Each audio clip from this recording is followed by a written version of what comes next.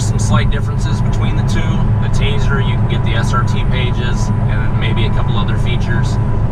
Burnbox is strictly line lock, the light show, and kick some pumps on and fans to cool things down. What do I think? I've had it for a couple weeks now. I've got to test every single thing out one way or another. Line lock is amazing. I think is a cheaper alternative when you're talking 230 bucks altogether than buying solenoids, valves, you name it, to do the same thing. Plus you have to have the new buttons or whatever you end up installing in your car to control your line lock. So this just being a simple one button push. If you buy the auxiliary keys on your steering wheel or holding two keys, doesn't matter. It's still really, really simple to do. The light show, me personally, I think the only way I would really use it is more if I'm at a car show trying to show off the car. So I think that's a great feature. I can see a lot of people doing that instead of buying the aftermarket lights. It does work pretty good. Me personally, I'm not a huge fan, but again, I bought it for a different reason. It'd be the same thing if you're never going to drag race your car and occasionally just do a burnout for somebody. I guess the Taser or the Burnbox wouldn't be as good either for you.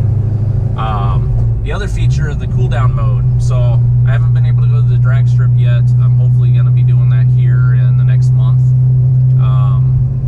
I have, however, made multiple passes 0 to 60 in Mexico, and I've had to cool my car down just to see how well that thing works, and that is amazing. It works very well. It definitely cools it down. You can definitely hear it. I will give credit to Dodge already. Not only do they make an amazing car, multiple cars, Mopars, everything. The other thing I do like about the Hellcat is, for the most part, that mine kicks on pretty steadily when it starts getting warm. But there is a point where it gets too warm, and then it takes a while to cool down. So having that feature to help cool it down faster is nice. Another neat feature in the car, sorry, another cop. Every single day I take this road, I've been seeing like 3-4 cops. They must be watching the channel.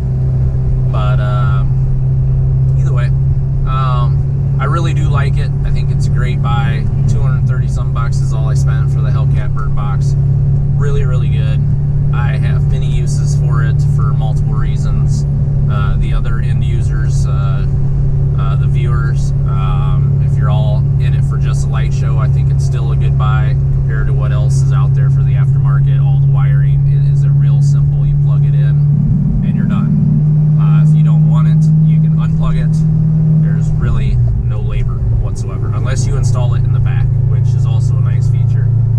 There's no DB port in the back in your trunk in the Challengers. So that takes a little bit of wiring, but not too much.